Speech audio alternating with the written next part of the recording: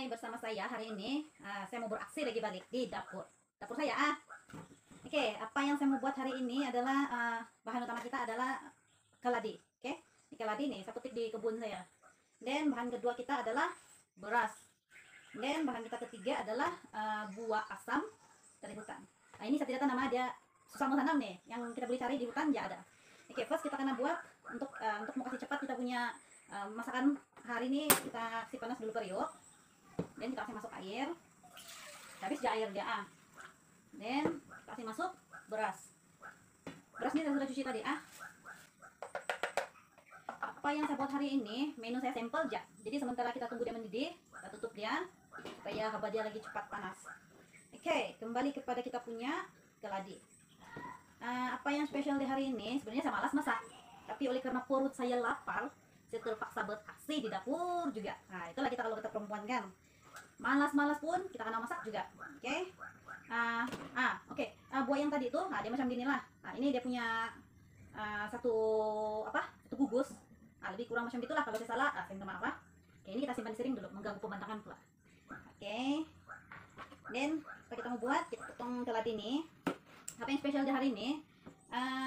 Selain daripada isi keladi ini boleh makan, dia punya batang pun boleh makan dan banyak khasiat dia. Dan kita potong sampai sini aja lah.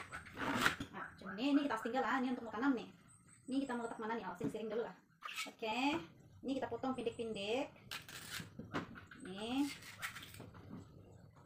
Oke. Itu kita kupas begini ya. Kupas dia. Sekarang kita tunggu kita punya beras mendidih, lembut begitu. Nah, ini kita kupas dulu lah. Nah, apa yang sesuka menu kita kali ini, dia simple aja, tapi ya pening-pening bilang tidak ada bawang apa semua di dapur kan. Dia kira makanan yang macam mana cakap, makanan yang simple tapi berkhasiat. Oke. Kalau boleh saya mau buat setiap konten saya tuh yang masakan dia kurang menggunakan minyak. Sebab minyak ini sebenarnya tidak bagus untuk dalam kita punya tubuh badan. Bolehlah kalau yang macam goreng ikan begitu.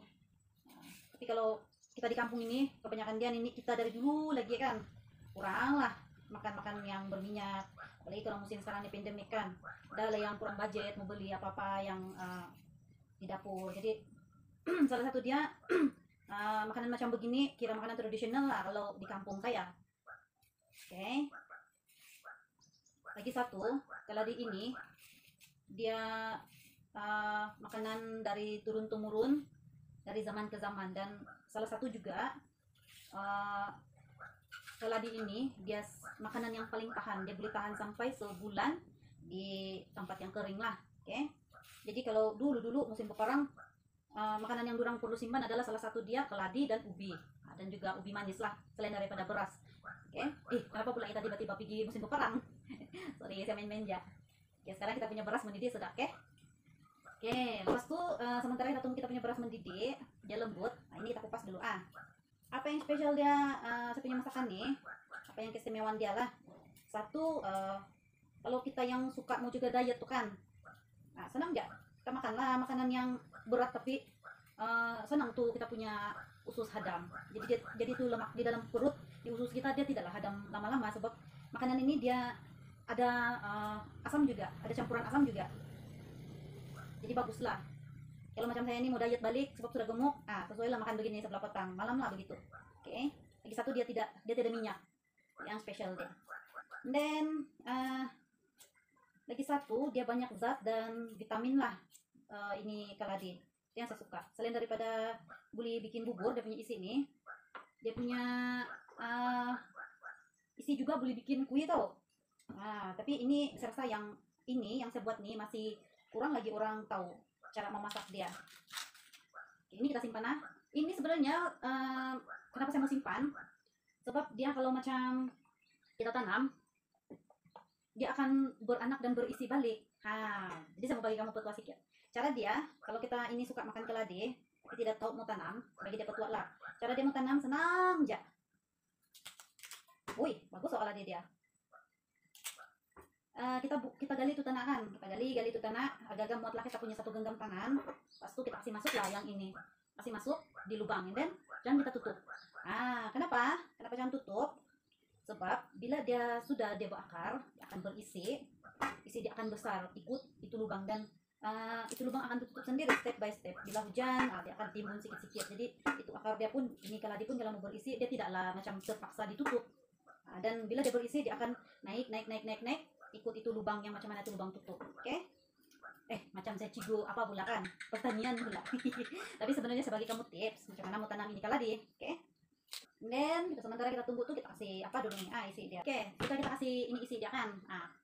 Diisi dia sudah kita kasih bersih, kita kasih masuk di periuk. Kasih masuklah dia duluan, sebab dia isi dia keras sedikit daripada dia punya batang-batang kan. Nah, jadi itu kita akan kasih duluan apalah, masaklah. Dan ini dia punya batang. Nah, ini batang dia. Kita potong dia. Ikut suka hati lah macam mana, mau besar kah kecil kah. Nah, itu kita punya style untuk memasak ataupun cara kita memasak, beraksi di dapur lah. Dan lagi satu, makanan ini adalah salah satu makanan tradisional di setiap daerah, setiap kampung lah. Tapi majority dia masih jarang lagi yang tahu cara masak untuk membagaikan setiap makanan kita yang ada di kampung. Satu, nah ini kita simpan dulu. Sudah kita simpan. Nah ini buah asam. Selain daripada buah asam nih, kalau kita tidak buah asam di rumah, mau coba nih resep saya lah. Kalau tidak buah ini asam, kita boleh tukar dengan asam keping, oke? Dan pula pigi letak itu itu asam Jawa. Nanti lain pula kejadian dia. Oke, potonglah dia. Potong Selain daripada boleh kasih campur di masakan, buah nih boleh bikin sambal juga. Sedap. Dia ada biji di dalam. Kita kasihlah adalah biji dia. Oke. Dari biji dia. Nah, kita hirislah tipis-tipis.